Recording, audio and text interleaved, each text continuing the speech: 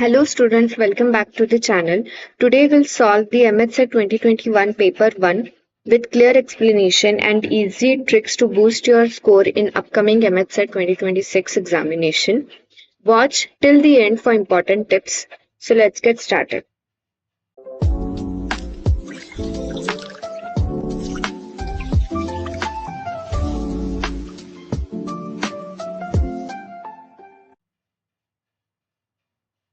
First question.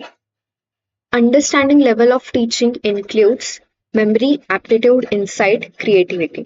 So आतापर्यंत आपण जेवढे पण क्वेश्चन पेपर सॉल्व्ह केलेले आहेत त्या प्रत्येक क्वेश्चन पेपरमध्ये जो फर्स्ट क्वेश्चन आहे तो लेवल ऑफ टीचिंग या टॉपिक वरती आहे. सो हा खूप इम्पॉर्टंट टॉपिक आहे. सो जे पण MHSET 2026 ची प्रिपरेशन करत आहेत त्यांनी प्लीज हा टॉपिक नक्की करा. 3 लेवल ऑफ टीचिंग असतात, मेमरी, अंडरस्टँडिंग आणि reflective level of teaching. So त्यांनी या क्वेश्चन मध्ये काय विचारले, understanding level of teaching. So बघा, अंडरस्टँडिंग कधी होणार, ज्यावेळेस तुम्ही पाठांतर केलं असेल, राईट. सो फर्स्ट काय येणार, memory. Memory is the correct answer. See, memory level of teaching म्हणजे तुम्ही जेव्हा पाठांतर करता. अंडरस्टँडिंग ऑफ टीचिंग म्हणजे पाठांतर केल्यानंतर कितपत तुम्हाला समजलंय हे जेव्हा तुम्ही अनालाइज करता ते कशामध्ये येतं, अंडरस्टँडिंग लेवल ऑफ टीचिंग मध्ये येतं, राईट. सो मेमरी आणि इनसाइट. सो 1 and 3 सी काय आहे, करेक्ट आन्सर आहे फर्स्ट क्वेश्चनचा. सेकंड क्वेश्चन बघा, the most intellectually fertile period of a human being is. Childhood तर नसणारच आहे, ॲडोलेसन्स, ॲडल्टहुड आणि old age. So the correct answer is B, adolescence. Adolescence म्हणजे काय, जे मुलं 12 ते 18 वर्षाच्या मधले असतात ते ॲडोलेसन्स मध्ये येतात, आणि ॲडल्टहुड म्हणजे above 18, right. So most intellectually fertile period of human being is adolescence, म्हणजे जे मुलं 12 ते 18 वर्षाच्या मधले असतात ते. Online discussion forum of Swayam is for clearing the doubt, self assessment, watching video lecture, downloading reading material. त्यांनी काय विचारले, स्वयं कशासाठी आहे हे विचारलं नाहीये.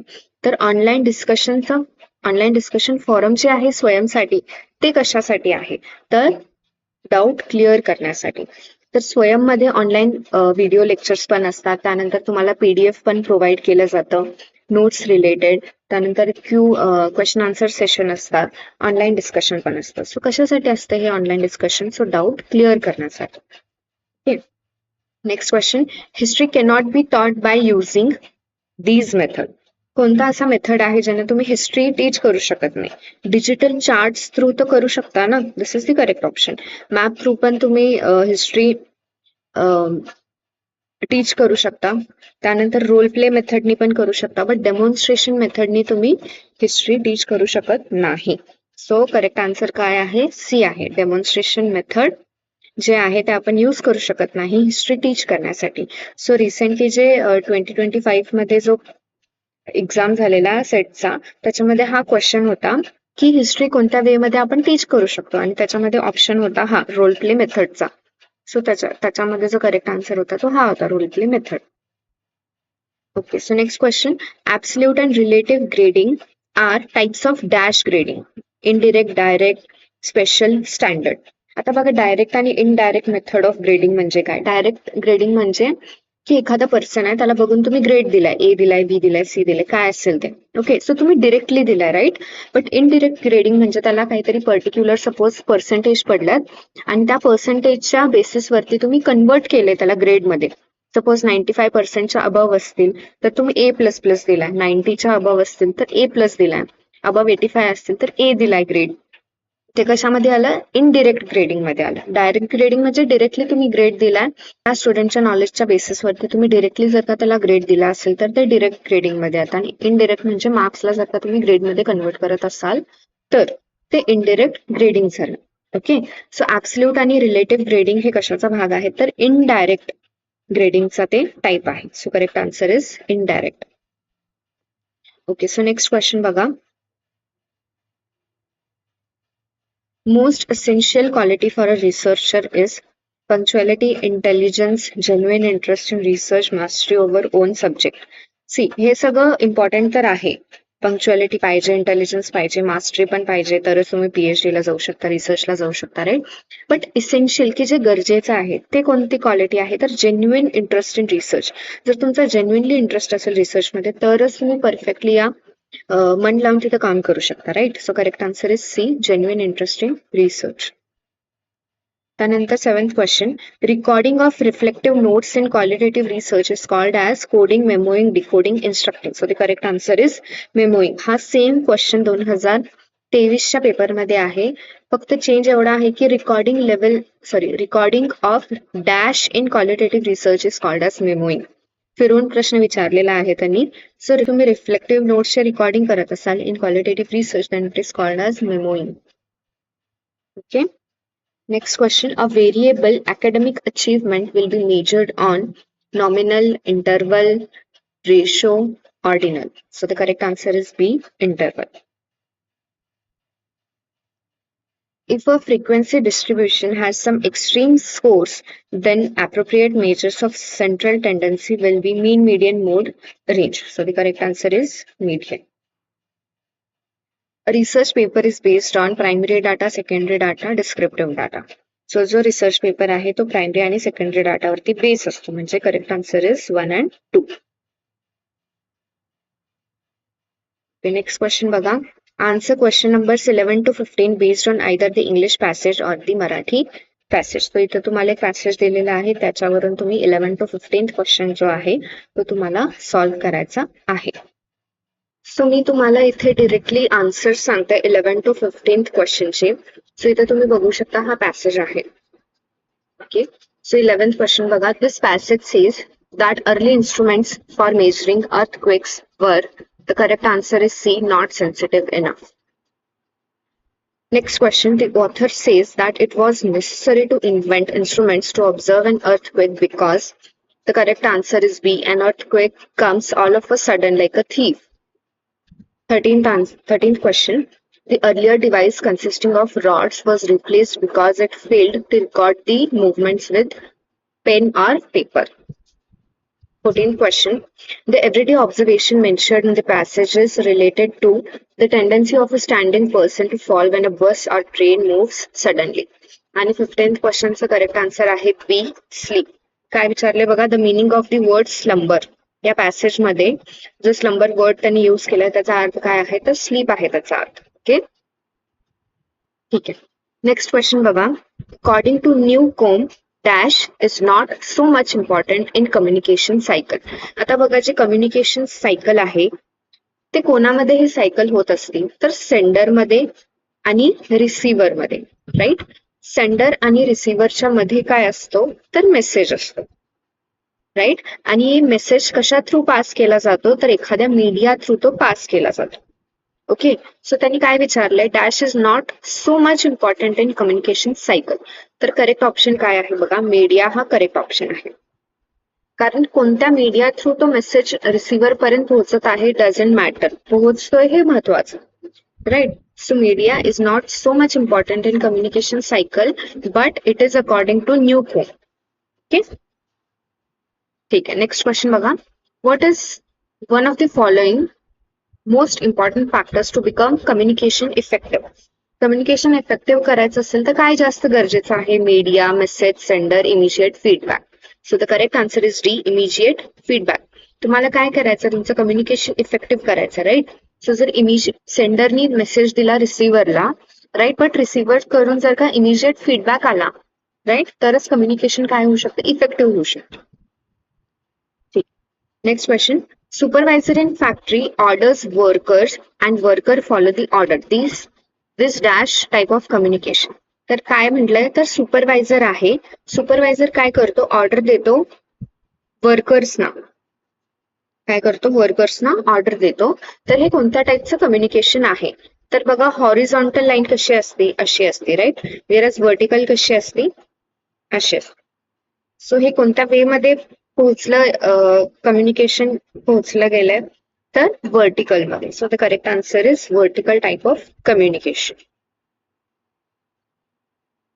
Next question, inattentiveness of receiver may affect जर का रिसिव्हरचा अनअटेंटिव्हनेस असेल तर काय इफेक्ट होऊ शकतं? सेंडर, मेसेज, मीडिया का effectiveness of communication? So D is the correct answer. Effectiveness of communication hamper होऊ शकतं जर का रिसिव्हरचा अनअटेंटिव्हनेस असेल तर. Okay, so next question. Programs on TV channels sometimes mislead society because. Options बघा. Audience are in large number, audience are illiterate, audience group is heterogeneous, difference in sender and receiver's perception. So correct answer is D. का mislead होऊ शकतो एखादा programme असेल TV channel वरती तर ते का मिसलीड होऊ शकतो सोसायटीला? कारण जे बनवणारे आहेत आणि जे बघणारे आहेत त्यांच्या परसेप्शन मध्ये काय असू शकतो? डिफरन्स असू शकतो. So D is the correct answer. Okay, so next question बघा. Considering a road map of a city having 5 approach roads from other places, 10 junctions and no internal road has a dead end. Every junction except one is associated with 4 roads. If n number of roads are associated with the remaining junction, then which of the following values is impossible for n? Options बघा. 3, 5, 6, 7. हा question जर का तुम्ही solve करायला गेला exam मध्ये, कारण already तुमच्याकडे फक्त एक तासाचा वेळ असतो आणि त्याच्यामध्ये तुम्हाला 50 क्वेश्चन सॉल्व्ह करायला जातात. 50 क्वेश्चन सॉल्व्ह करायचे असतात. त्यामध्ये जर का तुम्ही असे लेंदी क्वेश्चन्स जर का सॉल्व्ह करायला लागला तर खूपच वेळ लागणार तुम्हाला आणि तुमचा बाकीचे क्वेश्चन्स राहायचे चान्सेस असतात. राईट. सो जर का असं वाटलं की बाबा हा सॉल्व्ह करायला खूपच लेंदी आहे तर थोडे ट्रिक्स यूज करून तुम्ही ते सॉल्व्ह करू शकता. आता ऑप्शन्स बघा काय आहे. 3, 5, 6, 7. आता याच्यामध्ये 3 ऑड नंबर आहेत. 3, 5, 7 आणि एकच असा आहे जो कसा आहे? इवन नंबर आहे. सो त्यांनी काय विचारलंय? Which of the following values is impossible for N? So याचं करेक्ट ऑप्शन सी आहे. ओके, सो असे थोडे ट्रिक्स यूज करून जर का लेंदी क्वेश्चन असेल तर तुम्ही या प्रकारे आन्सर करू शकता, कारण सेट एक्झाम मध्ये निगेटिव्ह मार्किंग नाहीये. नेक्स्ट क्वेश्चन बघा. An honest person somehow guaranteed 2 different persons, X and Y individually, to hand over complete amount available in his unique purse. In which way situation he will fulfill his assurance given to X and Y at one and at the same time? एक person आहे, honest person, त्यांनी x आणि Y दोन्ही इंडिव्हिज्युअलला promise केलंय की माझ्या purse मध्ये जेवढी पण अमाऊंट आहे ते मी तुम्हाला देणार. सो ह्यातला कोणता ऑप्शन जो आहे तो चूज केल्यानंतर जे दोघं पण आहे ते सॅटिस्फाय होतील. ओके, सो फर्स्ट ऑप्शन बघा. If there is no money in the purse. Okay. B option. By paying each one of them half of the money available in the purse. आता half of the money तो कसा त्यांना पे करणार? कारण त्यांनी काय promise केलंय की मी जेवढे पैसे आहेत तेवढे सगळे तुम्हाला देणार पर्समध्ये. राईट. सो हाफ ऑफ तर देऊ शकत नाही. So this is the wrong option. Third बघा. By paying nothing to anyone of them. आता त्यांनी प्रॉमिस तर केलाय की जेवढे पर्समध्ये असतील तेवढे मी तुम्हाला देणार, आणि जर असून पण त्याने जर का दिला नाही तर प्रॉमिस काय होणार? तुटणार ना. सो सी पण काय आहे? रॉंग आहे. थर्ड बघा. In the purse the number of notes coins of the same amount is even. Right. म्हणजे हे बी सारखाच ऑप्शन आहे तो की हाफ हाफ त्यांना द्यायचे, बट नाही, हे पण करेक्ट नाहीये. सो राहिला काय option? If there is no money in the purse. So this is the correct option. कारण जर पैसेच नसतील आणि त्याने काय प्रॉमिस केलेला की मी दोघांना पण जेवढे पण पैसे असतील माझ्या पर्समध्ये ते मी देणार, बट पैसेच नसतील तर तो देणार कुठून? बरोबर. सो ए काय आहे? करेक्ट ऑप्शन आहे. 23rd क्वेश्चन बघा. Immediately after 12 o'clock at which time duration both the minute hand and the hour hand of a watch exactly overlap? So 12 वाजता काय होणार आहे? जो मिनिट हँड असणार आहे आणि आर हँड असणार आहे ते मॅच होणार आहेत, पण 12 नंतर कधी ते परत एकदा काय होतील? ओव्हरलॅप होतील. सो एक्झॅक्टली 1 hour होणार आहेत का? नाही, कारण एक काटा 1 वर असेल आणि दुसरा काय असेल? 12 वर असेल. सो हा ऑप्शन रॉंग आहे. सेकंड बघा. 1 hour and 5 minutes. 1 hour and 5 minutes correct आहे, बट जो आर हँड असेल, राईट, जो तासाचा काटा असेल तो थोडा तरी पुढे गेलेला असणार आहे, तिथंच तर थांबलेला नसणार आहे. Right. So after 1 hour 5 minutes and before 1 hour 6 minutes हा काय आहे? करेक्ट ऑप्शन आहे. Okay. Next question. As the price of a book is reduced by 20%, then its consumption is increased by 25%. How much percentage difference is there in the previous income? आता बघा त्यांनी काय विचारले, as the price of a book is reduced by 20% then its consumption is increased by 25%. So आपण एक example घेऊया. Suppose जो price आहे बुकचा सपोज 100 रुपीज आहे. ओके, आणि समजा ते जे बाय केलंय, किती लोकांनी बाय केलंय, तर समजा 100 लोकांनीच ते काय केलंय, बाय केलंय. ओके, सो किती अमाऊंट झाली टोटल विकल्यानंतर, तर 10,000 झाली, बरोबर. 100 into 100 किती झालं, 10,000 झालं. आता काय झालंय, as the price of a book is reduced by 20%. So 100चा रेट जर का 20% ने आपण कमी केला तर ते किती होणार, 80 होणार, बरोबर. But the consumption is increase by 25%. 25% increase झालंय, म्हणजे आता 100 लोक बुक्स घेत होते ते आता किती जण घ्यायला लागले, 125 लोक घ्यायला लागले. ओके, सो ह्याचं जर का तुम्ही मल्टिप्लिकेशन केला, सो ह्याचा आन्सर पण काय येत आहे, 10,000च येते. So how much percentage difference is there in the previous income. 10, 20, 25, 0. So इथं पण 10,000 होते आणि इथं पण 10,000 होते. So correct answer is D. Next question बघा. The percentage profit earned by selling an item for rupees 2120 is same as the percentage loss incurred by selling the same item for rupees 1480. At what price should the item be sold to get 20% profit? आता त्यांना काय म्हणायचं, एक item आहे आणि त्याला त्यांनी विकलं किती रुपयाला, तर 2,120 रुपयाला विकलं. तर हे विकल्यानंतर त्यांचा जेवढा फायदा झालाय तेवढाच त्यांचा लॉस होणार आहे जर का ते सेम आयटम विकली तुम्ही 1,480 रुपीजला. आता सिम्पली तुम्हाला काय करायचंय, जर का तुम्हाला ती अमाऊंट काढायची आहे की किती फायदा झालाय किंवा किती लॉस झालाय, तर तुम्ही काय करा, 2120 ला मायनस करा 1480. सो तुमचं जे आन्सर येणार ते येणार 640 रुपीज, करेक्ट. सो ह्याचा हाफ करा, ह्याचा हाफ काय होणार, 320 होणार.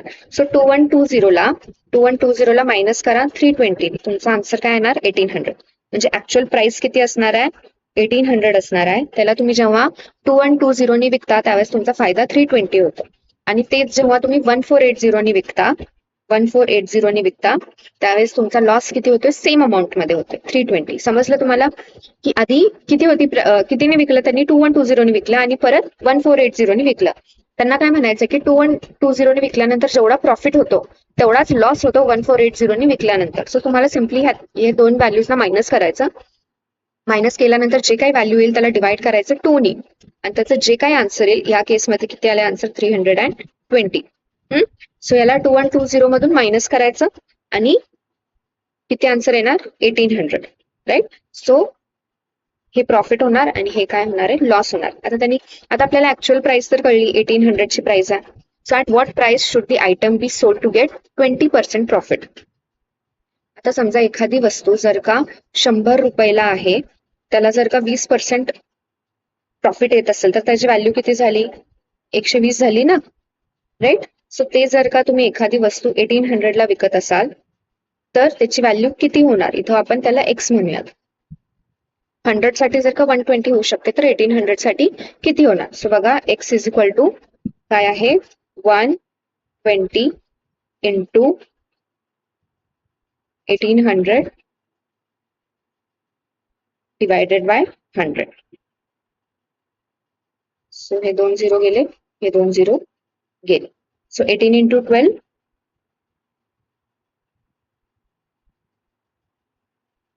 सो आन्सर काय आला बघा, सॉल्व्ह केल्यानंतर 2160. Okay, so 2160 is the correct answer.